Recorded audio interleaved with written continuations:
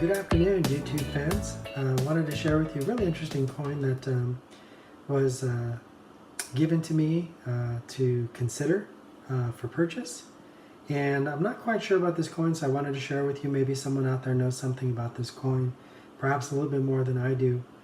But this is considered to be an example of an 1825 King George IV, Great Britain halfpenny. And the example here of King George on the obverse of the front, he was born in 1762. He lived really quite a lavish lifestyle, and so he was known also as the first gentleman of England. He was known as a man of good taste. He was also known as a man, though, of extravagance and you could say licentious living. So kind of an interesting coin. You'll notice that this coin does have some wear. It's nearly 200 years old. And it appears that, if you look closely at the coin, and it's really hard to tell in this light, but it really appears as though it's got some oxidation because it is a copper coin, and it's got some toning and also some coloration on it. So it probably could use a bit of conservation. They wouldn't clean the coin, but they would definitely do whatever they could to remove any spots or anything unnatural from the surface of the coin. So take a look at the side of the coin. There's no reeded edge, so this is a coin that has the potential to be counterfeited because of that. This coin does appear to be quite old, but then again, things can be made to appear quite old even when they're not. And here's an example of the reverse of the coin, as you can see. Really interesting example. Shows a bit of wear on it. Shows Britannia sitting on a rock, and she's actually holding a trident, and she's also got a helmet on, the Corinthian helmet. And the reason for the trident is, you probably already know, we've kind of mentioned it in other videos, I think, is that Great Britain is known as a seafaring nation. That's where their naval or military power is, and their naval power. And so that's why the coins from Britain often show Britannia holding a trident. Some mistakenly assume it's for the god of Neptune, but that's not the case with Britain or Britannia. It's actually because it's a seafaring nation, a naval power. I'm going to show you an example of this, the pricing on this coin, in a few moments. This is actually considered to be fairly rare. It had a mintage of 215,000 coins. I looked it up on NGC's World Coin Guide, and I found an example of this coin on there. Of course, they didn't have the exact year, which is kind of unusual. That really strikes me a little bit. The year of this coin is 1825. NGC didn't have an example of this coin on their website. They had an 1826 example. So that's kind of interesting. It makes me wonder, is this actually a real coin from 1825, or is this a counterfeit?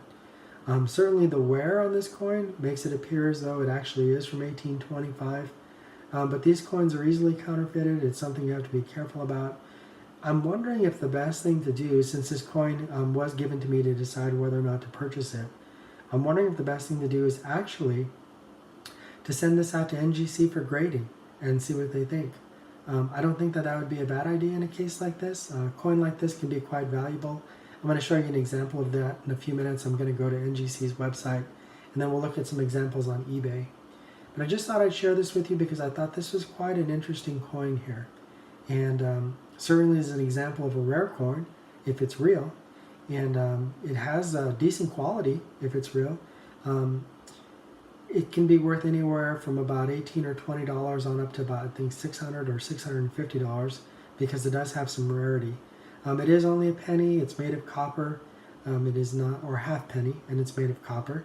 But that's really interesting when you think about it. So there's a possibility that this coin could have a bit of value to it.